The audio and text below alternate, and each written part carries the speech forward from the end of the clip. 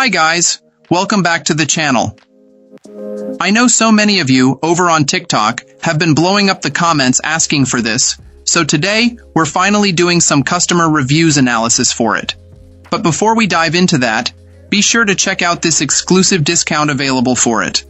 You'll find it in the description and in the first comment under this video. Now, let's not waste any more time and jump right into the details. Starting things off, our first reviewer gives us their perspective. This reviewer began their search for a new display on a frustrating note, having gone through two other ultra-wide monitors from different brands that both arrived with dead pixels.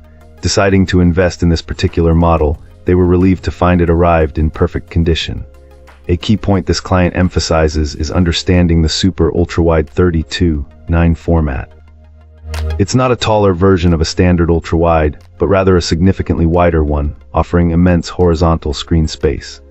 This ambition, however, requires serious hardware to drive it. Our reviewer suggests that a graphics card in the class of a 4070 is the realistic entry point for modern open-world titles, noting that their own 6800 XT achieves a respectable 50-60 frames per second in demanding games like Cyberpunk on high settings. For consistently high frame rates, a more powerful card is recommended. In terms of panel quality, while some minor light bleed is present, it's a marked improvement over a previous display they owned.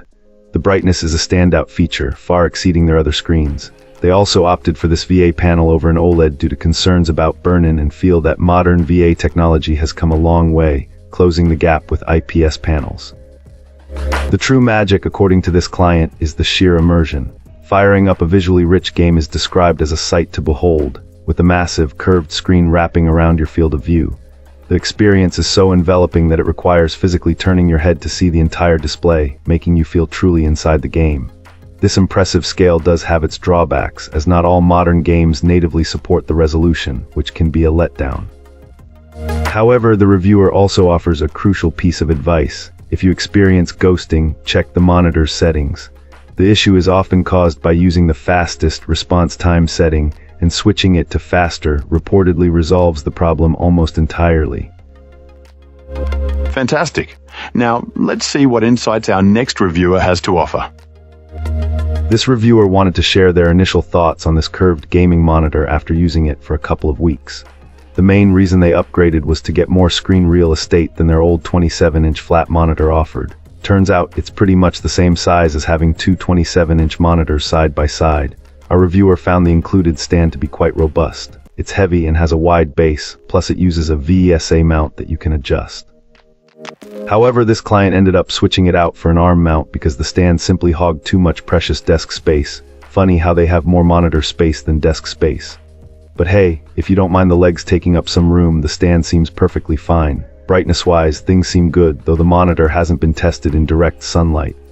A definite improvement over their previous monitor and Acer is that this monitor doesn't mess around with power-saving features. It just turns on right away, unlike their previous monitor, which would make them wait. The picture quality is fine, but since this client has limited vision, they're admittedly not the best judge. Honestly, this reviewer is seriously considering buying a second one of these monitors for even more screen space, which is about the highest praise they can give after only 2 weeks of use. One thing for PC gamers to keep in mind, running games at the monitor's maximum resolution can really put a strain on your hardware. This reviewer noticed a significant drop in FPS in Cyberpunk when going from a 1440p 27-inch monitor to this monitor's 5120x 1440 resolution, even with the same graphics settings. Cool. Let's uncover what our next reviewer has to say. This reviewer was pleasantly surprised by how lightweight this monitor is. Setting it up was a breeze too. The assembly process was incredibly straightforward. One of the coolest features is its picture-by-picture capability. You can hook up multiple devices like a PC and a console and display them simultaneously, side by side on the screen. As for performance, the response time is fantastic, and I haven't encountered any noticeable ghosting, which is a huge plus for fast-paced games. However, I did run into a peculiar issue that might be worth noting for potential buyers.